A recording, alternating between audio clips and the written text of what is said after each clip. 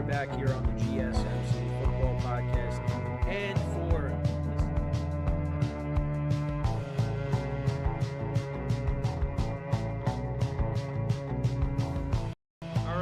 we are back here on the GSMC Football Podcast. And for the final.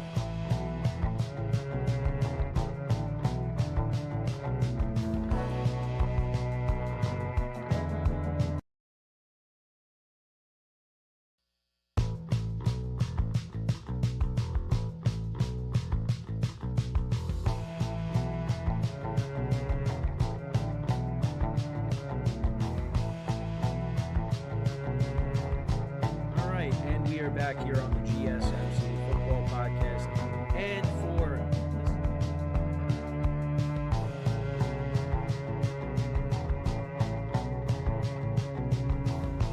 And we are back here on the GSMC Football Podcast. And for the final.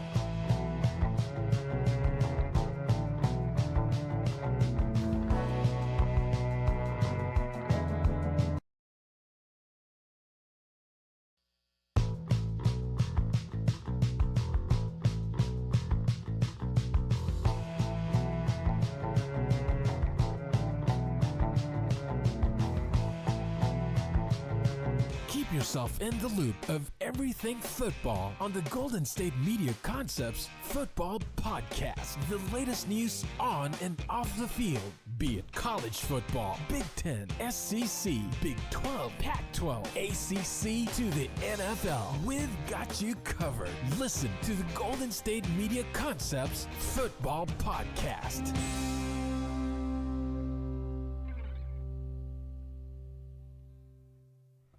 And welcome everybody to another edition of the GSMC Football Podcast, brought to you by the GSMC Sports Network. As always, I'm your host, Kenneth Grunfelder, and it's great to have you guys here on this Tuesday, July 23rd. We have a lot to talk about on the show today. Before I get into that, just want to remind you guys, as always, tip or donate, get your comments recognized. Make sure to go to the following link. That is gsmcpodcast.net. Again, that really helps the show, makes the show more interactive between myself, the host, and you guys, the viewers. Again, that is gsmcpodcast.net. And as always, it is displayed on the ticker at the bottom of the show segment down below. So, as of late, been dealing with camera issues, so I think we got those resolved, at least for now. But that's kind of why show started a tiny bit late. So, let's get into what we're going to discuss for today. So, I'm going to continue my quarterback rankings. Today we'll be going over the quarterbacks in the AFC South, so we'll talk about that in a second. Then we'll talk about Aaron Rodgers, some comments on him missing mandatory minicamp, so I wanted to get into that. Then a couple other things, talk about Saquon Barkley. So there's an interview with him talking about his exit from the Giants, and there's a little snippet of it that we saw. And I just wanted to get into that as well and what he said in that little clip. And then I'm going to try to watch, the whole interview when that is released. But, so I wanted to get into that as well. Then talk about the Bengals and Jamar Chase. He's going to be the next Bengal that's going to get a big contract. So I just wanted to get into that. And then talk about the Cardinals and Kyler Murray. As, the Cardinals are expecting Kyler Murray to have a big year, so I wanted to get into that as well. I know I've talked about that a couple times, but just wanted to get into that too. So let's get into the first topic, which is discussing the AFC South quarterbacks. So this division is going to be competitive in 2024. And you got 4 young quarterbacks, so this is how I ranked them. So at 4, we got Will Levis. Last year took over for Ryan Tannehill and had an impressive debut, through the 4 touchdown passes. That was against the Atlanta Falcons. But it was kind of a mixed bag. Now, the Titans, they went out. Well, first they have a new head coach in Callahan, bringing him over from Cincinnati. But you also brought in Calvin Ridley. You also brought in Tyler Boyd, Tony Pollard. So they did add weapons around Will Levis to try to put him in a better situation. And they did also draft offensive linemen as well.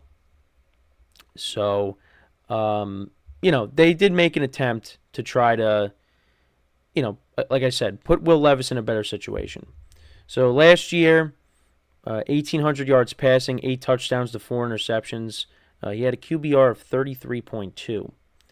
And like I said, he took over. So he played 9 games last year and took over for Ryan Tannehill. And the Falcons game was back on October 29th.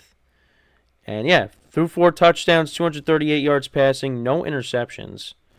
Like I said, had an impressive debut. But yeah, then it was kind of a mixed bag. Then the Titans lost his next 3 starts. They beat the Panthers. They lost to the Colts in overtime. They beat Miami, losing by a couple of scores. He threw for 327 yards in that game, a touchdown and a pick. They lost to the Texans in overtime, and that was when Case Keenum was starting, and then they lost 26-3 to Houston as well. So, yeah, like I said, kind of a mixed bag, but like I said, they put him in a better situation with what they've done this offseason. So it really depends on, how does he take a step forward in year 2? And right now, I mean, I've said it all along, I think the Titans are kind of like that last place team in the division. But who knows? I mean, it really all comes down to the development of Will Levis. He's got a strong arm. He's got weapons around him. You got Boyd, Calvin Ridley, DeAndre Hopkins. Now, that receiving core probably would be, one of the top receiving cores in the NFL if this was, 2018, but it's 2024. Now, I'm not saying that these guys still can't produce, but again, their best days are behind them. DeAndre Hopkins is, in his 30s. Ridley's right there. Boyd is approaching that. I mean, these guys could still be productive, absolutely. But, like I said, if this was 2018, it'd be different. And then, of course, Tony Pollard they brought in. Him and Tajay Spears, that could be a nice duo that they have. So we'll see. But I got Will Levis at 4. So let's go to the next quarterback. So I have Anthony Richardson at 3. All right. There's still, I feel like you know what I could say? With all these quarterbacks, there's still some unknowns. Because 3 of the 4 quarterbacks are entering their second year. Different situations, of course. And one of the other quarterbacks who's the veteran of the group, he's coming off of a down 2023 season. So there's unknowns with all these guys. But I have Anthony Richardson at 3. Now, what kind of separates him from pretty much all the quarterbacks in the division is his running ability. All these guys can take off and run with it, but I think we can agree that he's probably the best runner of the group. And, it was unfortunate that early on in the season, he gets hurt. Gardner Minshew has to fill in for him. And Minshew did a nice job filling in for Anthony Richardson when he got hurt. And, in his limited playing time, he had 577 passing yards, 3 touchdowns, and a pick. And, yeah, we're kind of hoping that we see more of Anthony Richardson in 2024 and that he doesn't get hurt. His first game against the Jags, he went 24-37, 223 yards passing, 1 touchdown, 1 pick, was sacked 4 times. Then against the Texans, he ended up getting hurt leaving that game. He only went 6 of 10 for 56 yards. Then lost that tough game in overtime to the Rams, where he went 11 of 25 for 200 yards, 2 touchdowns, no interceptions. And then against the Titans, went 9 of 12 for 98 yards. So, again, hoping that he plays a full season and you get him and Jonathan Taylor together, because that could be a nice duo as well. I know I've talked about Lamar Jackson and Derrick Henry. Well, Anthony Richardson and Jonathan Taylor, that could be a nice duo as well. That could give defenses a hard time. But he also had, before he got hurt, he had 4 rushing touchdowns. He had 1 against the Jags, he had a couple against the Texans, and he had 1 against the Rams as well. So, and they got a lot of young receivers. They paid Michael Pittman You got Josh Downs, Alec Pierce. They drafted a receiver as well. So they have in Mitchell. So they have receivers that are going to grow with him, and we'll see how it goes. I think the Colts are another team that fly under the radar. Because they finished 9-8 last year, and I think with Anthony Richardson for a full year, this team is going to be competitive, and we'll see what happens. But I have him at 3 right now, because at number 2, I'm banking on a bounce back Trevor Lawrence season. Now, he just got a big contract. Last year, like I said, was a down year for him. The Jags, they looked like they were on their way to making the playoffs. They did. But everything fell apart. He did pass for 4,000 yards with 21 touchdowns and 14 interceptions. Yeah, that's not great. Compared to the previous season, still passed for over 4,000 yards but had 25 touchdowns to 8 interceptions. So you want the interceptions to go down, the touchdowns to go up. And I feel like I've said that a lot recently with certain guys. But yeah, let's see Trevor Lawrence have a 30-plus touchdown season and, less than 14 interceptions. The Jags went through some changes with their offense. There's no more Calvin Ridley. Of course, they bring in Gabe Davis. They drafted Brian Thomas Jr. You still got Christian Kirk there, Evan Ingram, Travis Etienne running the football out of the backfield. They also signed Mitch Morse over from Buffalo to kind of strengthen that offensive line. So, let's see what Trevor Lawrence does. The Jags, it was a disappointing end to their season. They collapsed. I mean, despite finishing with the winning record, the same record that they had the previous season to make the playoffs, they ended up missing out on it entirely. And I'm giving Trevor Lawrence that respect and putting him at number 2, because I'm very high on the number 1 quarterback in this division that I have ranked. We'll see what happens. I mean, big contract. They feel optimistic going into this season. We'll see what happens. We'll see if the Jags can bounce back. But one of the biggest reasons why the Jags can bounce back is because of the play of their quarterback, and that is Trevor Lawrence. So I know we've talked about on previous shows that he's been a little bit of a disappointment just because of, the hype around him when he first got drafted. His rookie season we could kind of throw out the window because it just with Urban Meyer, it wasn't good. His second season, the Jags had a second half resurgence that propelled them to winning the AFC South. They won a playoff game, and then they took a massive step back last year. So we'll see what happens going into this year. I'm curious to see how they come out. They start the season against the Dolphins. So, that could be a good game. So we'll see if they can get off on the right foot. But, yeah, I'm expecting Trevor Lawrence to have a bounce-back season. I'm going to put him at number 2. And then at number 1, I don't think there's any surprise, it's C.J. Stroud. He was unbelievable last year. And the Texans are a team that I'm very high on going into the 2024 season. Had a very good touchdown-to-interception ratio, 23 touchdowns to 5 interceptions, passed for over 4,000 yards. Like I said, I'd like to see the touchdowns be up. I think he's going to throw 30-plus touchdowns this year. I mean, the weapons that he has, bringing in Stephon Diggs now. You're hoping Tank Dell comes back healthy. And, on top of that, you also have Nico Collins as well, who got paid. Dalton Schultz as well. He's got a lot of pass catchers. I'm expecting big things out of the Texans. I just think he's going to continue to grow and play even better this year. Now, I did tell you guys when I was talking to one of my friends, they are expecting a regression year out of the Texans, which I thought was interesting. But there's a lot of unknowns.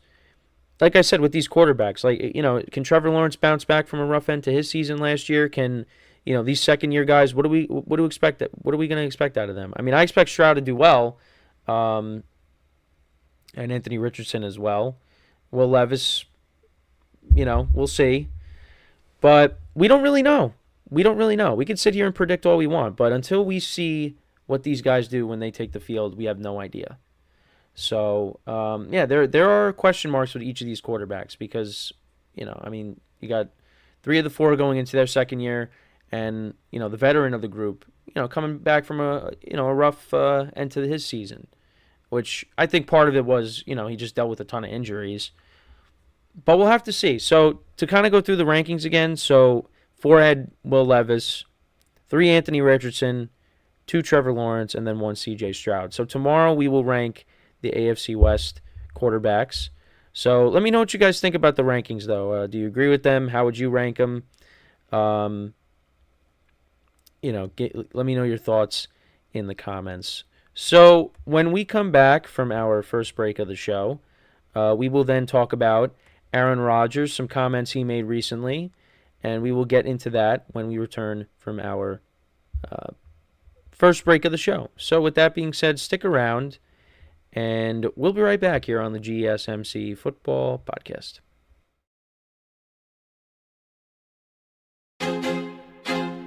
I feel like I'm losing my mind. Is everybody in the world blind? Please, Lord, give me a sign, a sign. I feel like I'm losing my mind. Is everybody in the world blind? Please, Lord, give me a sign, a sign.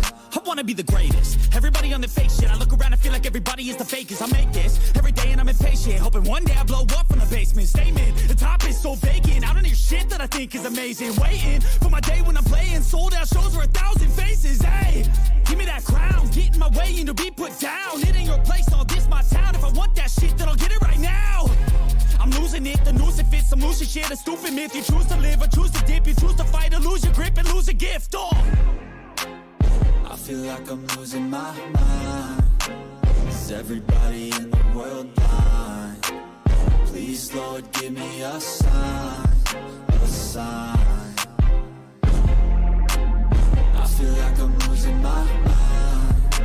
Is everybody in the world blind? All right, and we are back here on the GSMC Football Podcast, and for the second part of the show, we're going to talk about Aaron Rodgers. Just talking about a couple things, downplaying the minicamp absence, as well as if he's going to play. Well, he's unsure if he's going to play beyond 2024. And this is what he said. So he made an appearance on the Pardon My Take podcast, and talking about 2024, he said, "I don't know, I'm not sure. This one for sure I wanted to do 2 good ones to give us a chance to retire a Jet, win 2 Super Bowls." Still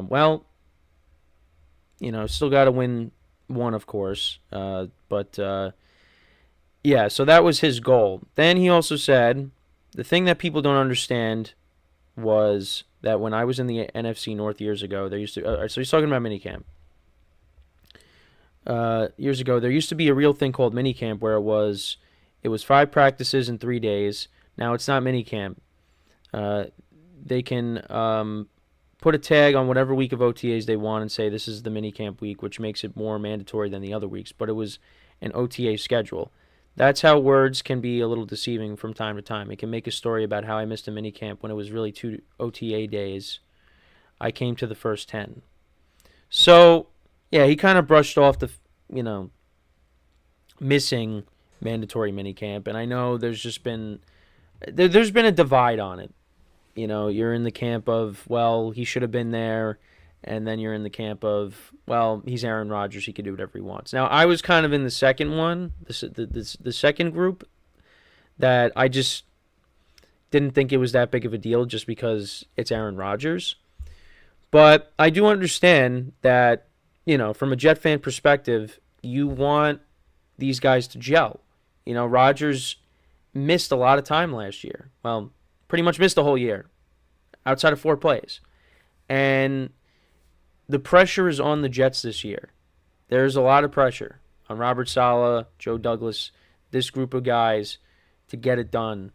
And when your quarterback isn't there, and you got Tyrod Taylor now taking first-team reps, yeah, it's not a good look. But like I said, I'm in the camp of it's not a big deal and that this is not going to impact the season. But I do understand. he should be out there gelling with these guys, getting as many reps as possible because he only played 4 snaps last year. So, and the Jets have some other issues as well. Hassan Reddick is not reporting to camp. He's still looking for that new deal. So that trade has looked great so far for the Jets. And who knows if that's ever going to get done, because he was supposed to be the replacement for Bryce Huff. So it's just another distraction for the Jets. But yeah, back to Aaron Rodgers though. Also, we'll get to that in a second. But yeah, back to Aaron Rodgers though. Look, I mean, you look at the beginning of the season. I mean, I think the Jets' season is doable outside of the first part of their schedule. Outside of the 49ers game, I mean, they got some easy games on their schedule against the Titans, the Patriots, the Vikings. There are winnable games on that schedule. So, yeah, the Jets may lose in week 1, but they can get off to a good start, and then you go from there. But, it's just, I do understand that, and we'll see what happens with Rodgers getting the reps. Is he going to play in the preseason? He may, he may not. He played against the Giants last year, but who knows? Maybe they keep him out. So we'll have to keep an eye on that. But also, I did see that the Jets, which I saw a comment saying, wow, that shows that we're old. Now, me being 24, so the Jets are bringing back the uniforms that they wore, from 2010, well, even before that. When I started watching when was the last year that they wore those uniforms? I guess it was it 2017? I guess it was 2017 was the last time they wore those uniforms. Which, honestly, I like those uniforms. I don't know why now, the uniforms they have now, I think, are better. But, from 2018 to last year, yeah, they could have did without those uniforms. I mean, they got changed slightly. But, yeah, I mean, the early 2010s and before that as well, I don't know why the Jets got rid of those uniforms. And if you know what I'm talking about, hopefully. But, yeah, so they're bringing back those for a week. So I just wanted to bring that up as well. So, but yeah, back to Rodgers though. He just doesn't think it's that big of a deal. And yeah, I mean, I guess the first time we're going to see him play is against the 49ers in week 1. That's going to be the first time that we see some game action from Rodgers. Now, if it were me, I'd maybe have him go out there and play like a series, for that dress rehearsal game in one of the preseason games. I'd have him do that just so he at least, gets up to speed and, this offensive line could get some reps together. I think that's probably the smart thing to do. But then on the other hand, you could be like, well, you don't want to risk him getting hurt. Well, then you could say, but he's going to be playing in the regular season. He could get hurt during the regular season. So it's a constant back and forth. I think he should play a little bit in the preseason, even if it's just a series, just to at least get some game reps. So that's just my opinion on it. And then, when talking about, if he's going to play beyond 2024, I think, I think because he made some comments about this early on, it's all about, I guess, how he plays this year. Like, if he plays really well, then he continues to play. But, if it ends up ending similar to last year, then, maybe he hangs it up. I hope he plays well and hangs it up, so we can, go out on a high note as opposed to last year, which he thought he was going to end up leaving, or end up retiring. He thought about it, but then said, I'm going to continue to play. So, and we got Adam Assad in the chat saying hi, hello. What's going on, Adam? How you doing? If you got any football questions, just let me know. But anyways, yeah, so we'll see. I mean, he's one of the last quarterbacks from that era that's still playing. So, once once he goes, you got Stafford still playing. You could throw Russell Wilson in that group too. I mean, once those guys go, that's it. And you got Joe Flacco still playing. He's backing up Anthony Richardson. But yeah, we're approaching the end of that era of quarterbacks. Which once Rodgers and Stafford and like I said, those guys go, that's it. That's really it. Adam said, "Good. What about you?" I'm doing fine.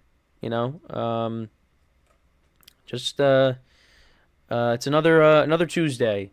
As we get closer to the season. Who's your favorite streamer / YouTuber? I'm gonna have to say Tom Grossi.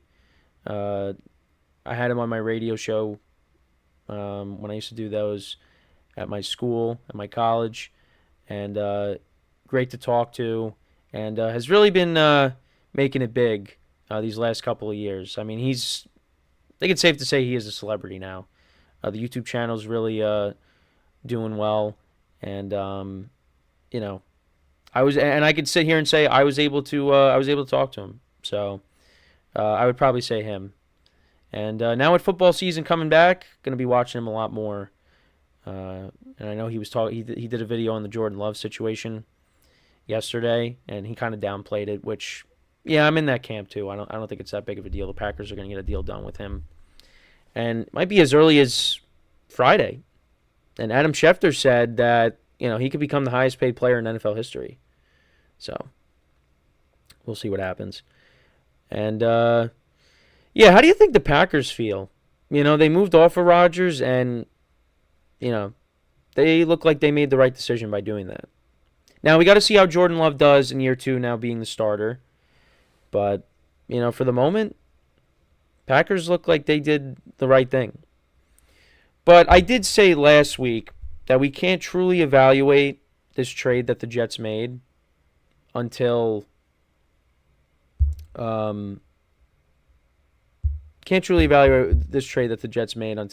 Rodgers calls it quits or something.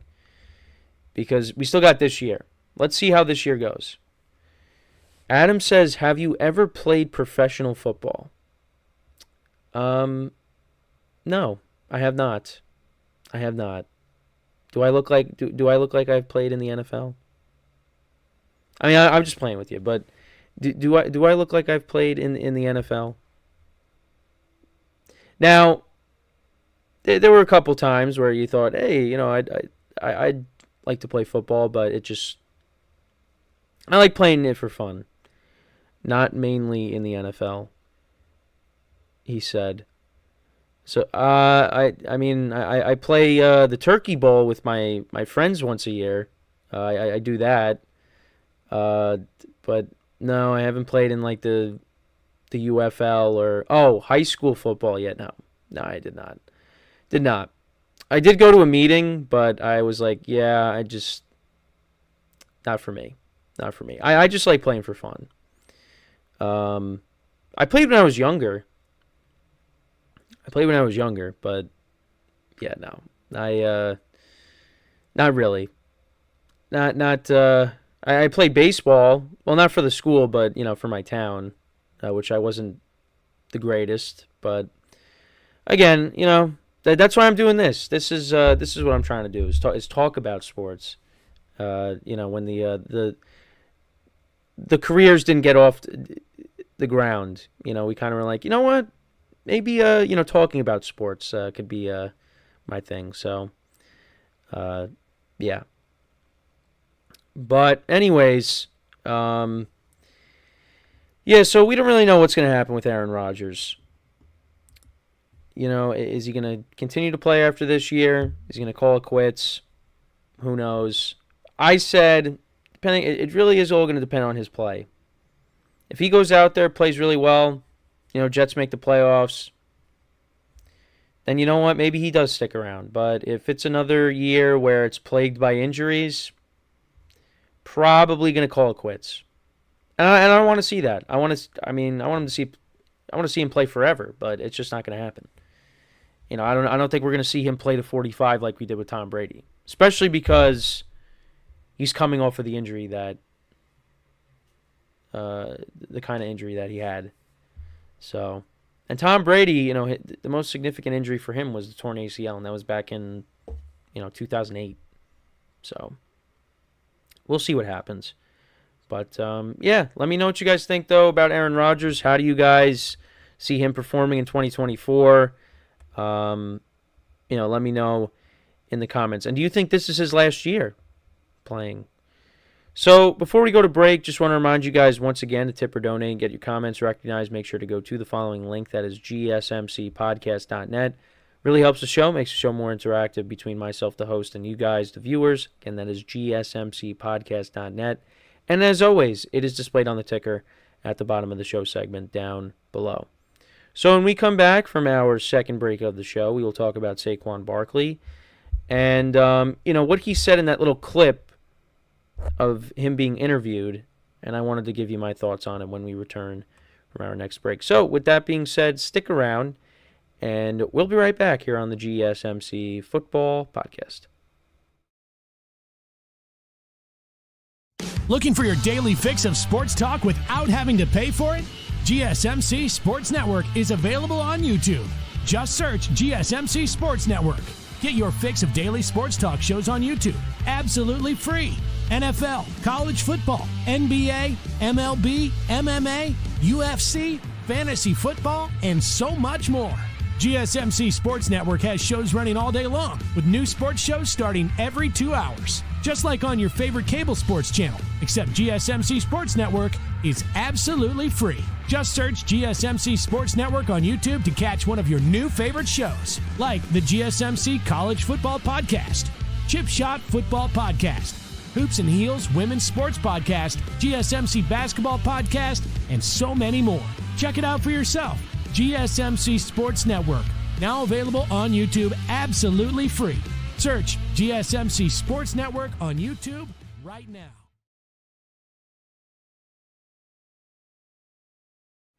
All right, and we are back here on the GSMC Football Podcast. And for the third part of the show, we're going to talk about Saquon Barkley. So he was being interviewed by Diana Rossini of The Athletic, and he talked about, the Giants, and, he felt like he was undervalued when they, and he just felt like it was over after the phone call with Joe Shane, about him testing the market. And, it was interesting. Now, I when that whole interview comes out, I'm going to, watch it, of course. But, yeah, he basically said, that felt like he was undervalued, like I said, and I was hoping that they'd have the quote from the clip from Twitter in the article, but it's not. But basically, yeah, he was their best offensive player since 2018. He basically just said that after that phone call with Joe Shane that was it, that they weren't going to match the offer, and that's why he ended up signing with the Eagles. And for me, I just I get from his perspective, but at the same time, it's not like the Giants never offered him a contract. They offered him a contract in previous years, and he just didn't take it because he wanted more. And I think if he really wanted to be a Giant, then he would have did anything. Well, shouldn't say anything. They would have tried to work something out, and it just never happened. But I think what the Giants did was smart. They said, go test the market, and then come back to us with what other teams offer you, and we'll match it. And that happens all the time across sports. So he felt disrespected. The Giants were never going to give him the contract that he wanted. And once it got to a certain point, the Giants said, we're out. So they did the right thing. And I stand by that. And Saquon Barkley had some good years with the Giants, very good years. They got to play in the playoffs. He played well in that playoff game against the Vikings. He had a rushing touchdown. But, sorry, the Giants had other needs. The Giants need to build this team the right way. And I think, call me crazy, but I think they are. Because they're trying to fix this offensive line. They're trying to fix this, defense, which I think the defense is, could be pretty good. Although I'm not going to be surprised when, they go up against Philly and Dallas and, they're dropping 30, 40 points against them, because that just seems to happen every year, especially against Dallas.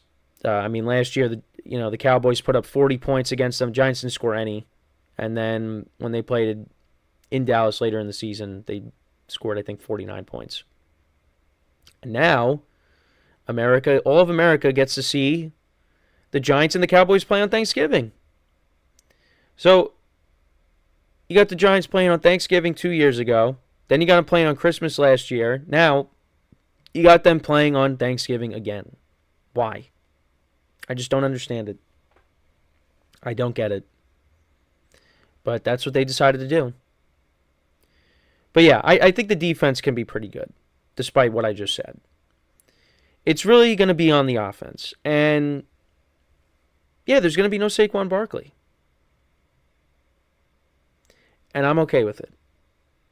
Now, I understand he went to the Eagles, and that stings a little bit. I've said that. But you know what? It's not like the Giants were going to win anything with him here anyways. The Giants as a team. Now, Joe Shane and Brian Dable came in after Saquon, of course, was there for a few years. But the Giants were not going to win anything with Saquon Barkley. They just weren't. And it's not because of him. It's because of what was around him. They have a lot of work to do with this team. This team is still not complete yet. Now, if Daniel Jones goes out there and plays really well, that solves a major issue that they have. And that's the quarterback position. But they're kind of stuck with him right now. So, and that's okay. This could be it for him. And if he's not the answer, then the Giants will have to find somebody else. They really wanted Drake May. They kept telling the Patriots, hey, well, not that they kept telling him, but they said, listen, don't, keep us in mind if you want to trade out of that pick. And, of course, that ended up not happening. But, yeah, it just, we, not me, but, you had people getting all excited about, the Tommy Cutlets, the Giants getting those couple wins, and it was nice to see. And then, you had people, at Sports Talk Radio here in the area being like, hey, the Giants, maybe they can make a run at the playoffs. Tommy DeVito, could this be the guy? It didn't amount to anything. It just gave the Giants, a lower draft pick, which, again, love the Malik Neighbors pick, but what do the Giants need? A quarterback. So now they're stuck with another year of Daniel Jones. You bring in Drew Lock. Still got Tommy DeVito on the team. I think this is going to be another subpar year. So, yeah, get all excited about the Tommy Cutlets and all that. My mom got me a Tommy Cutlets t-shirt, even though I wasn't, I was never on board the Tommy Cutlets train. It's just, I know, tanking, people have different opinions on tanking, but it's just, and you know what? It was good for Brian Dable and that regime because, if they finish with 4 wins after making the playoffs the season before, yeah, that's really bad. 6-11 is bad. But at least the Giants showed you that they had a pulse towards the end of the year. But from a fan's perspective, everyone's like, well, we want a quarterback. And they ended up not getting it. Because, if you lose that game to the Patriots and you lose some of these other games, like you lose to the Packers and, you don't beat up on the Eagles in the last game of the regular season, then you got 3 wins. And, you got a higher draft pick and you can get one of these top guys. But that ended up not happening. So now, Giants had to recalibrate, draft a receiver, and you go from there. And you hope that, they're hoping that Daniel Jones goes out there and plays well. Because if he goes out there and, has his best season, then maybe he ends up being the guy. But then this goes back to the conversation that I've had numerous times.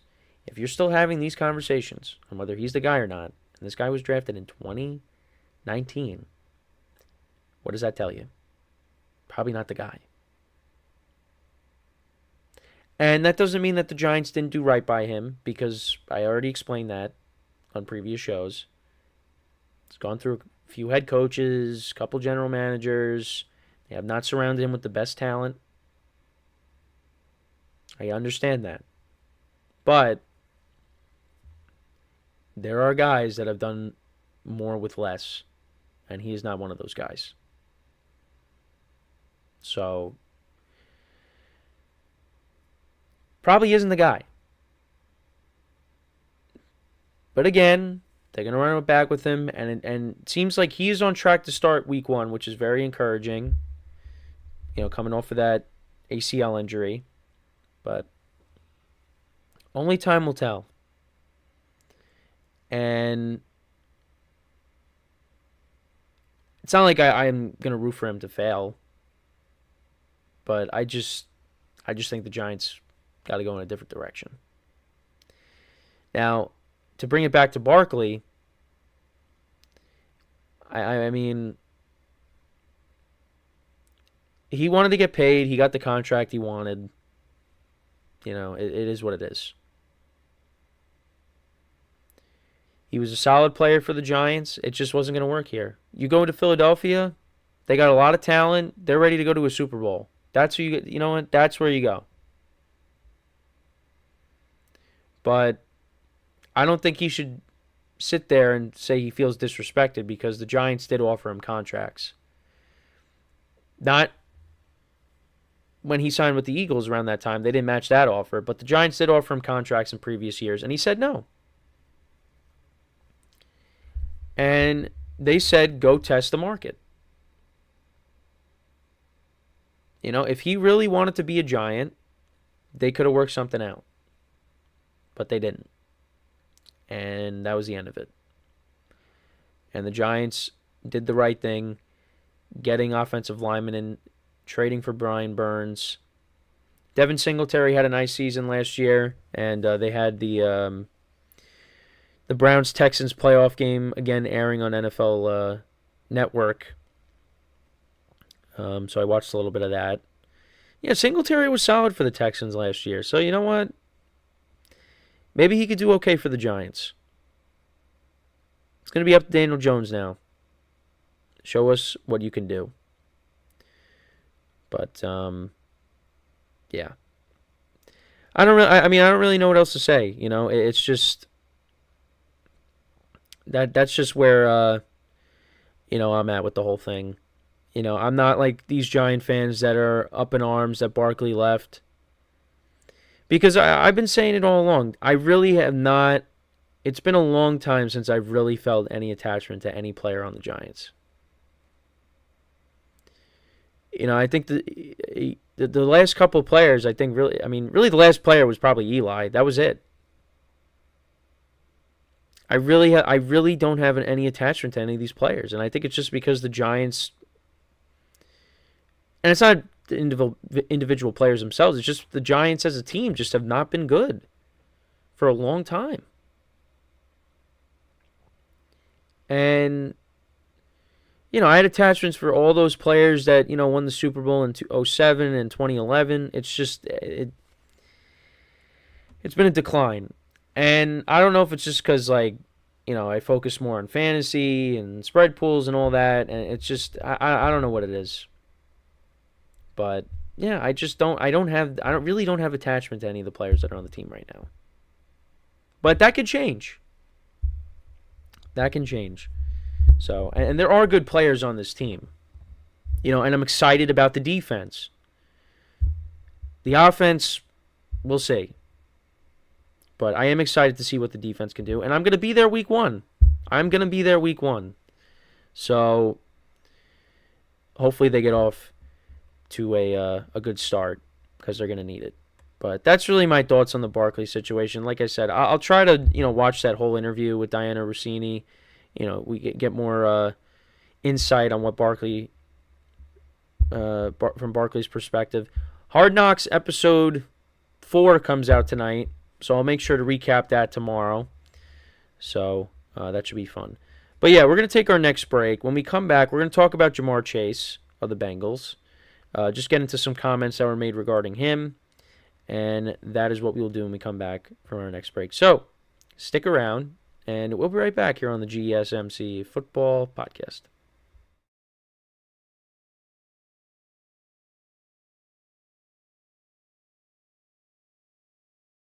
For the best and latest podcasts available anywhere, go to the podcast app on your cell phone and type in GSMC to access free content-rich podcasts on health and wellness, book reviews, sports, entertainment, relationships, social media, movies, technology, finance, and even weird news. Subscribe and download the GSMC Podcast Network's family of shows, available everywhere podcasts are found.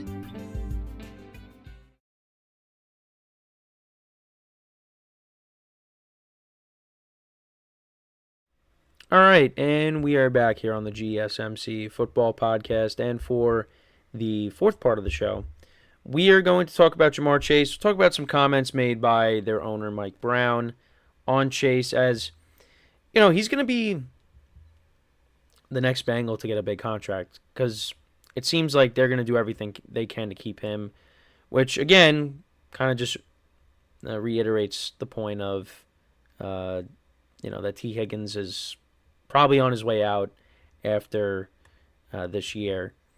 So I wanted to actually include a graphic on this in this segment here.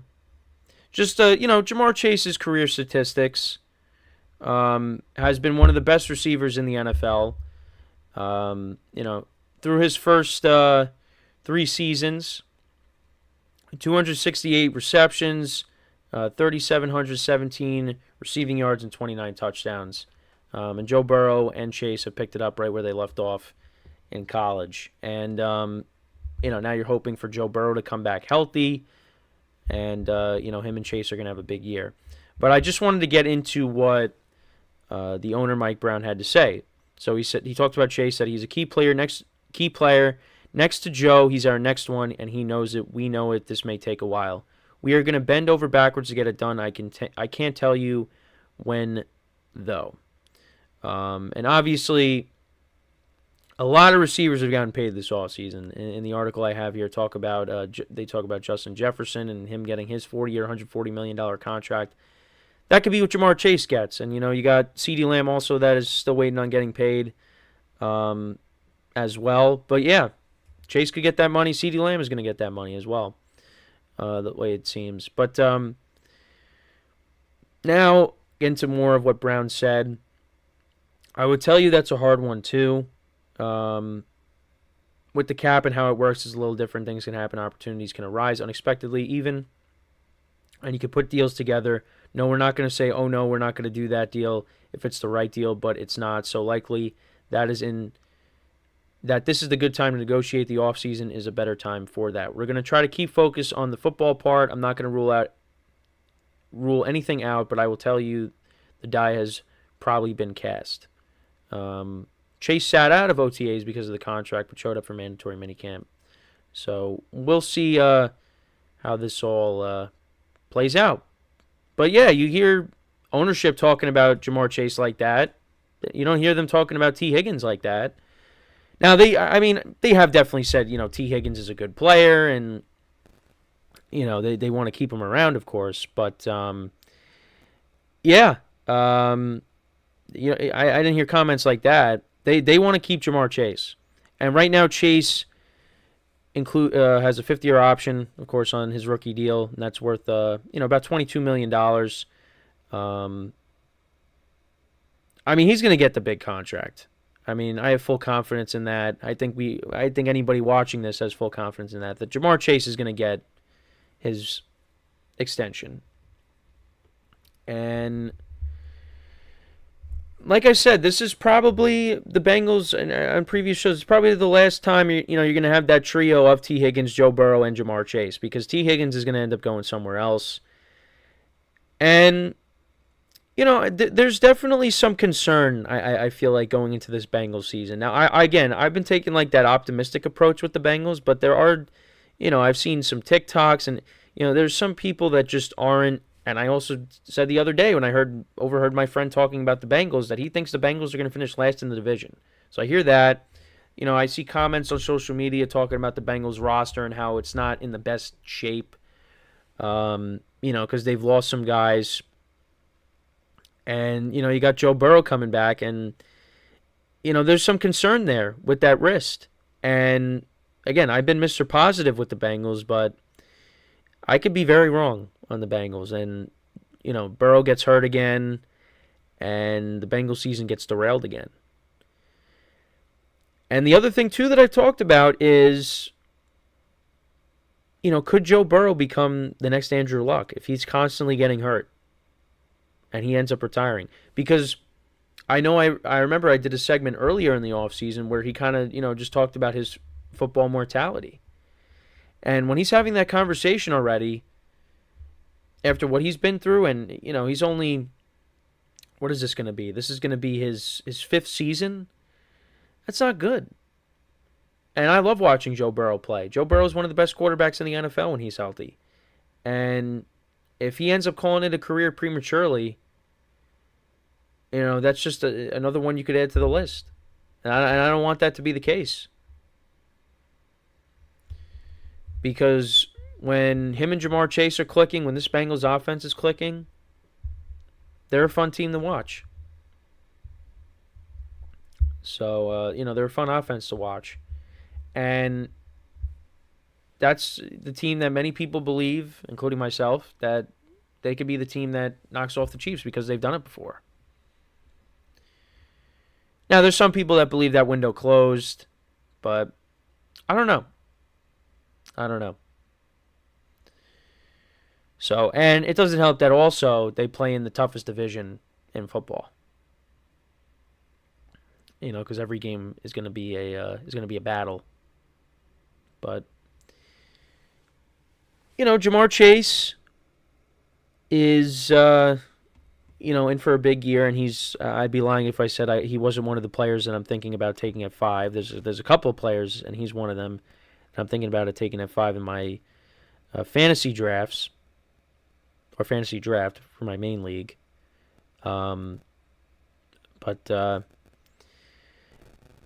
Yeah, he's going to be there's no reason why he shouldn't have a big year. I mean, even with Burrow getting hurt last year, he played in 16 games last year. He still had 1,200 yards receiving, 7 touchdowns. Yeah, I mean, compared to his rookie season, now he had 100 receptions last year. He had 81 receptions in 2021, but he had 1,455 receiving yards and 13 touchdowns. 2022 he had 9, and then last year he had 7. You want to see the touchdowns, tick back up again. And I think, they are going to force feed him a lot. And like I've said, the Bengals made some changes. No more Tyler Boyd. They drafted a receiver. So we'll see who steps up into that wide receiver 3 role. They added Mike Gesicki. So, I mean, if Joe Burrow's healthy, this Bengals offense is going to be good. And that's really what it comes down to. Jake Browning did a nice job filling in for Burrow, but can only do so much. It's not Joe Burrow. They may have the same initials, but he's not that JB. So, and the kind of contract that Chase is going to get, now back to the business side. I mean, based on his production over his first 3 seasons, yeah, he deserves to be one of the top paid receivers in the league. Now, who's going to get paid first? Is going to be I think it's probably going to be right. It's probably going to be CeeDee Lamb. I would think he's going to get paid before Chase. And you still got Ayuk, who's looking for a new deal. T. Higgins. Yeah, you still got some guys that are looking to get paid, and you got the quarterbacks. Jordan Love and Tua are looking to get paid. A lot of guys are looking to get paid right now. And all we've been talking about is, well, it could happen here. The talks are heating up, and this person said this, and this person said that. Just got to keep playing that waiting game. However, what could get us through this is the fact that football is back next week. And I cannot wait. Even though it's still preseason and, you're not going to see really any starters playing, we're at least going to get football next week. So, I got to be locked in for these preseason games because, there's some guys that, could perform well, that, could give us, some content, give us things to discuss. So, yeah, just got to, got to lock in for preseason and pretty much be able to pretty much watch every preseason game because NFL Network's going to air all of them. So, but that'll get us through this, is that we're getting to football. It's coming back.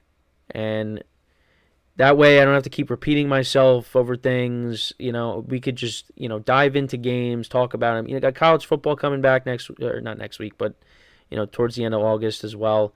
So there's going to be a lot of things to discuss in the coming weeks, which I'm really excited about because I know, and I've said, and I'm repeating myself about repeating myself. It's been a long off season, but we're getting close. So, but back to Ja'Marr Chase. We always like to go off on tangents. I don't really know what else to say on Ja'Marr Chase. I mean, he's one of the best receivers in the NFL. He's going to get that contract. It's a matter of when, not if. But you do worry. I guess I'll say this, though. You do worry about the Bengals and I guess them being top-heavy and, the depth that they have. I think that's what some people's concerns are. Because you look at these other rosters. I mean, you got Joe Burrow, of course, who is, either 1 or 2 in the division in terms of, quarterback rankings, which I did yesterday. But, there's some question marks on the defensive side of the ball. I mean, the running game, are they going to be a balanced offense, or is it going to be Joe Burrow just slinging the ball around 50 times a game? I don't think they want that, especially with him coming off of the injury that he's coming off of. But, you look at the Ravens roster, you probably, give the edge to the Ravens roster. The Browns, I mean, there's question marks with Deshaun Watson. But, the Browns probably, you would take their defense over the Bengals. And you'd probably take the Steelers' defense over the Bengals. The Bengals probably have the worst defense in the division. Not probably, they do have the worst defense in the division. But what separates the Bengals is their quarterback play, if Burrow's healthy. Because if Burrow's healthy, that's why I ranked him over Deshaun Watson and the Steelers' quarterbacks. Those teams have question marks at quarterback. So that's why, I mean, we got to see how it goes. But, the Bengals, the reason why people think their window closed is because, a few years ago the defense was solid. But, yeah, they've lost guys. They lost DJ Reader. They lost Jesse Bates. That's part of the reason why people are, and that was on the TikTok that I watched recently. That's why they're a little concerned with the Bengals going into this year. And Joe Burrow's out. DJ Reader was a good run stuffer for them. He's with the Lions now, although I think he was hurt. But yeah, he's with the Lions now. Jesse Bates is now with the Falcons. Those are some key guys on the defensive side of the ball. You had Trey Hendrickson, who, was requesting a trade, looking to get out and try to find a new deal. But, that hasn't happened. He's still with the Bengals. There's some concern. So, but I'm still going to be optimistic with the Bengals. If Joe Burrow is healthy, they're going to be fine, I think. So, but yeah, let me know what you guys think about this Bengals topic. How much do you think Ja'Marr Chase can make? Do you think he should get paid more than Justin Jefferson? A little bit less? Where do you see? He's in that ballpark. But, yeah, I mean, the Bengals are going to do everything they can to keep him. But, yeah, T. Higgins, yeah, he's going to be getting paid elsewhere. So when we come back from our final break of the show, we are going to discuss Kyler Murray, talk about some things regarding him and the Cardinals. So that is how we'll end off the show today. So for one final time, stick around, And we'll be right back here on the GSMC Football Podcast.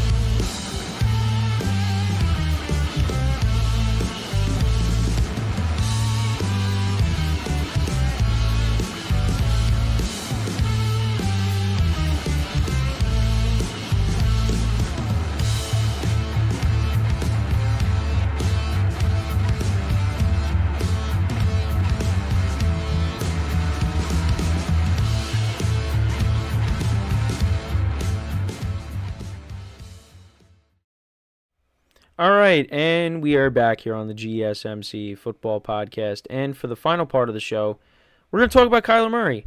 The Cardinals, they feel very optimistic about Kyler going into this 2024 season. And I know we've talked about him a couple times on the show. So they're really anticipating a breakout year for him. Coaching staff and teammates commend Kyler's commitment to the team. And marking a shift from previous concerns about his maturity and preparation. And there's been a couple of jokes in our production meeting being made just about, the new Call of Duty coming out. And, which that kind of reflects social media because many people make those Call of Duty jokes as well. How, Kyler's focused on that, the new video game coming out as opposed to winning football games. But, yeah, Kyler is fully recovered from the torn ACL and is entering the second year under offensive coordinator Drew Petzing. The Cardinals, of course, they drafted Marvin Harrison Jr. with their first selection, their first-round draft pick, and that's their number one wide receiver. You have other guys like Michael Wilson and Greg Deutsch and Trey McBride, James Conner. That's going to be your offense going into this season. And with Kyler being healthy, Kyler played okay last year. We'll see what happens, but there are some people that think within the organization that Kyler is a dark horse MVP candidate. Now, Kyler has gotten off to great starts, but then you get to the end of the season, and they have slow finishes. I mean, the playoff game against the Rams. That always does come to mind because he did not play well in that game. And, I think he wants to redeem himself, of course. But I don't think the Cardinals are going to make the playoffs. But there are some people that do believe that they can make the playoffs. I think with the healthy Kyler, the NFC is not as loaded as the AFC. We've discussed that many times. But I don't know. I'm not really of that mindset that I think that Kyler is going to, Kyler and the Cardinals are going to make the playoffs. But I could be wrong, I think when he plays, he's fun to watch. Last year, 1,799 passing yards, 10 touchdowns, 5 interceptions. It wasn't bad. Won his first start, his first game back against the Falcons. They won that game in Philly when Philly was collapsing. We'll see how he does over the course of a full season. But I think it was important they get that wide receiver because that was a position of need. And since DeAndre Hopkins left, they're kind of looking for that, that next receiver. I'm curious to see how he does. And, the Cardinals were a gritty team last year, and that was reflective of the head coach. Kyler's still 26, still got his career ahead of him. So let's see how he does in a full season. His first 3 years, 2019, 20 touchdowns to 12 picks, 26 touchdowns to 12 picks in 2020, 24 touchdowns to 10 picks. Passed for 3,700 yards his first season, almost 4,000 in his second season, almost 3,800 his third season, and then, 2022 got hurt, and last year, didn't play that much because of injury. But you know what? When he plays, the Cardinals are going to be a better team. It's not Josh Dobbs. It's not, who's the other one that started? Clayton Tune, right? It's not going to be, you're going to have Kyler Murray playing. And I think he's going to play well. I'm excited to see Trey McBride, another season under his belt, because he really looks like he's going to be a good player. The other guys, the other receivers outside of Marvin Harrison Jr., we'll see. James Conner's expecting, a big year out of himself, but, he's a guy that's gotten hurt over the course of his career. But when he plays, he's solid. He's been solid for the Cardinals since he came over from Pittsburgh. The Cardinals did draft another running back behind Conner. So, we'll see how, that backfield plays out. But, yeah, I mean, with Kyler Murray, they're going to be a team to keep an eye on. So right now you got Kyler Murray, James Conner, Marvin Harrison Jr., Michael Wilson. I did say Greg Dortch, but they did sign Zay Jones, so they brought him over from Jacksonville. And then they also have Chris Moore, Zach Pascal. There's some of the other receivers that they have on their team. But yeah, they drafted Trey Benson. They still have Michael Carter, Amari DiMercato, who made some plays for them last year. So yeah, that's their running back room. But yeah, Trey Benson could be that potential replacement for James Conner. And that's one of the running backs that was drafted high because it wasn't a very deep running back class. But I mean, unfortunately for them, they play in a division with the Rams, with the 49ers. So yeah, I'm not really expecting them to make a run at this division. But yeah, wild card, that's probably their best bet if they were to make a run. I mean, I really didn't have the Cardinals winning that many games this year. But with Kyler, last year they went, how many games they win last year? They won 4 games last year. I mean, they could win more than that if Kyler's playing well. So we'll see what happens. But yeah, I mean, Marvin Harrison Jr. and Kyler, that's going to be the new connection. And that could be fun to watch. So, yeah, I mean, that's pretty much my thoughts on the Cardinals. I think seems like they're heading in the right direction. Again, they were a gritty team last year. They won some games that they weren't supposed to, particularly against a couple of NFC East opponents. So, now they got Kyler. They have full belief in him. And teammates and coaches are speaking very positively about him. It seems like he is, matured. And that's huge. Because there were some question marks there about his commitment and things like that. So, he's a different guy. And maybe that, sometimes when players get injured, they really take time to reflect and, they come back different because of it. So we'll see how Kyler does in 2024. Now, I understand why he could be a dark horse MVP candidate. Because like I said, he gets off to very good starts. It's just then, you go throughout the season and then things kind of tail off. I mean, again, when the Cardinals made the playoffs and the year before that too, when they fell short, they were disappointing ends to their season. So they're looking to change that, and maybe they're a team that surprises people. We'll see. So, but yeah, that's pretty much it on that. So talked about a lot today, of course. Tomorrow will be the last quarterback rankings that I do, and I think I'll start doing either like running back rankings or receiver rankings. I'm trying to do some other things, as we try to get, like I said, get to the finish line and get to when games are going to be being played now. And we do have football coming back next week, and we're going to have a game every single week until February, basically. From here on out. Now, it's just a Hall of Fame game next week. Then after that, you'll have, a bunch of games that we can get into and discuss. Because I know I did go over the preseason schedule very quickly on a previous show, but yeah, you got that. And, a couple weeks after, preseason starts, then you got college football coming back. So things are ramping up. Things are gonna get exciting because it's been like I said before, it has been a long off season, and I just want to get to games. That's really what I want to get to, because that's when things get exciting.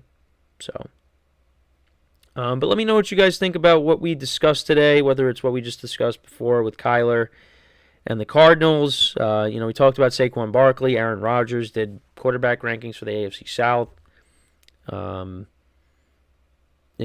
Talked about. Like I said, talked to Jamar Chase as well, who we just talked about, when he's going to get his contract. I mean, he will get his contract. The Bengals really want to get that done. So, yeah, that's pretty much it. So I hope you guys enjoyed the show. Adam from before, appreciate the comments in the chat. I have a nice little conversation about, if I played football, which I did when I was younger. I mean, if you could see, this wall right here, there's a picture of me playing football on the wall where my closet is. Well, not playing, but just in the uniform. In a green uniform. Now, I wasn't playing for the Jets. It was just a random green uniform. So, yeah, that was... Believe it or not, I did wear shoulder pads in my lifetime, in my 24 years on this earth. There was at one point I was wearing shoulder pads. But it was for a very short time. But yeah, hope you guys enjoyed the show. Make sure to check out all the other shows, of course, like I always say. Give the other shows some love with all the other stuff going on in the world. Baseball is back from the All-Star break. Got Team USA, constantly giving us heart attacks like they're going to lose. But, they pull out the wins. They are getting themselves ready for the Olympics. Yeah, I mean, there's still stuff going on. But before you know it, football is going to be back. So that's all the time that we have for today. Thank you guys for tuning in. Make sure to tune in tomorrow, same time, 10:30 a.m. Eastern Time. And until then, I'm Kenneth Gruenfelder signing off from the GSMC Football Podcast, brought to you by the GSMC Sports Network. Have a good day, and I will talk to you guys tomorrow. Take care.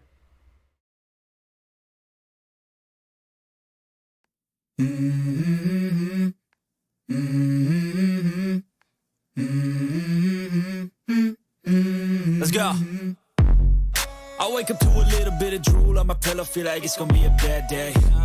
Yeah, I'm tired of shit, and the coffee ain't hit yet, damn, ain't that great.